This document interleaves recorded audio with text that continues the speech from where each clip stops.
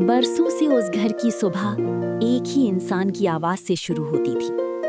वो खुद थकी होती थी, लेकिन पूरे परिवार की जरूरतों से पहले कभी अपनी थकान को नहीं रखती थी। उसका नाम था सीमा। एक ऐसी माँ जो सबके लिए जीती रही, लेकिन धीरे धीरे खुद अंदर से टूटती चली गई। सुबह के 6 बजे थी। पूरा घर अभी नींद में था, लेकिन रसोई में बर्तनों की आवाजें गूंजने लगी थी। सीमा एक हाथ से रोटियां बना रही थी, दूसरे हाथ से अपनी छोटी बेटी पायल का टिफिन तैयार कर रही थी। गैस पर चाय उबल रही थी और उसके चेहरे पर रात भर की थकान साफ दिखाई दे रही थी। तभी बस हो गया साफ। रोटी बनाती हूँ सबके लिए, बेटा के लिए लंच बॉक्स भर देती हूँ, सब ठीक होगा। तभी कमरे से रमेश की तेज आवाज आई, सीमा, मेरी घड़ी कहाँ है? रोहन सोफे पर बैठा मोबाइल चला रहा था।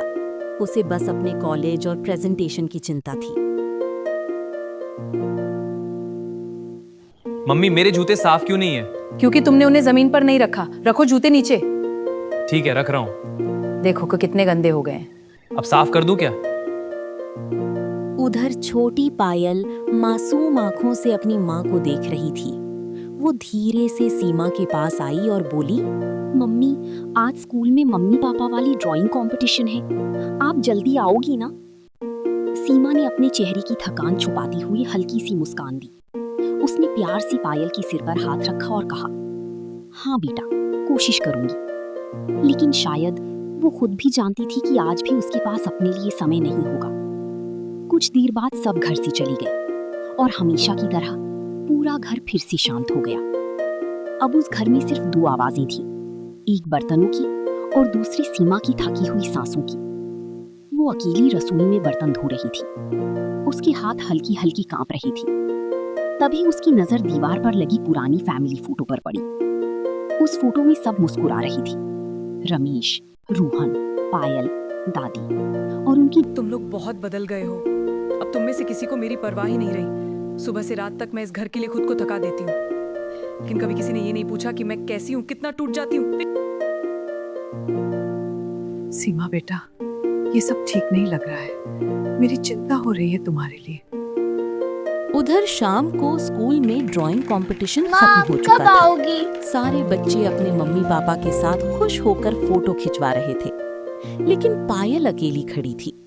उसकी टीचर उसके पास आई और प्यार से बोली, पायल, तुम्हारी मम्मी नहीं आई? मम्मी सबका काम करते करते खुद के लिए टाइम नहीं निकाल पाती। रात हो चुकी थी। रमेश टीवी देख रहा था, रोहन फिर मोबाइल में लगा हुआ था और सीमा अब भी सबको खाना परोस रही थी। लेकिन इस बार उसका शरीर जवाब देने लगा था। अचानक उसके हाथ कांपे और प्लेट नीचे गिर गई। रमेश गुस्से में चिल्लाया, एक काम भी ठीक से नहीं होता तुमसे। इस बार सीमा चुप नहीं रही। उसकी आंखों में आंसू भर आए। वो धीरे से रमेश की तरफ पलटी और टूटी हुई आवाज में बोली, तुम लोग बहुत बदल गए हो। अब तुम में से किसी को मेरी परवाह ही नहीं रही। सुबह से रात तक मैं इस घर के लिए खुद को थका देती हूँ, लेकिन कभी किसी ने ये नहीं पूछा कि मैं कैसी हूँ। पूरा घर शांत हो गया। सीमा की आंखों से आंसू लगातार बह रहे थे। वो फिर बोली, इस घर में मैं सिर्फ काम करने वाली बनकर रह गई हूँ। इतना कहते ही अचानक उसकी आंखों के आगे अंधेरा छा गया और वो बेहोश होकर जमीन पर गिर पड़ी। कुछ देर बाद अस्पताल के बाहर पूरा परिवार खामोश बैठा था। तभी डॉक्टर बाहर आए और गंभीर आवाज में बोले, रमेश, तुम्हारी पत्नी की हालत बहुत नाजुक है। मेरी पत्नी? मैंने सीमा के साथ अच्छा नहीं किया। मुझे सारी बातें याद आ रही हैं जो मैंने उसके साथ की। डॉक्टर की बात सुनकर रोहन भी रो पड़ा। उसे पहली बार एहसास हुआ कि जिस माँ ने हमेशा सबका ख्याल रखा, आज वही सबसे ज्यादा अकेली थी। जब रमेश सीमा के साथ अस्पताल के कमरे में था, तभी सीमा के बैग से उसकी डायरी नीचे गिर गई। रमेश ने कांपते हाथों से उसे उठाया और धीरे से खोला।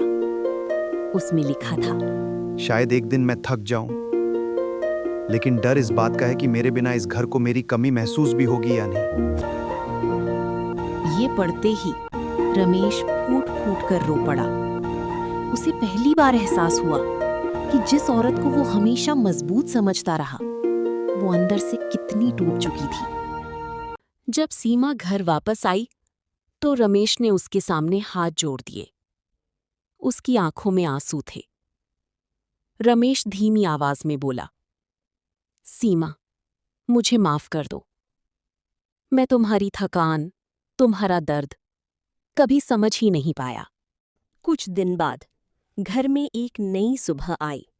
इस बार रसोई में रमेश खाना बना रहा था, रोहन बर्तन धो रहा था और पायल भी दोनों की मदद कर रही थी। ये सब देखकर सीमा को बहुत अच्छा लग रहा था। देखो ना, सब मिलकर चाय बना रहे हैं, कितना अच्छा लग रहा है। हाँ, हम सब ने सोचा तुम्हें सरप्राइज देंगे। हाँ माँ, हम सब ने मिलकर बनाई है। बहुत अच्छे बच्चे हो तुम सब। चलो, सब रेडी है। अब सीमा के चेहरे पर मुस्कान थी।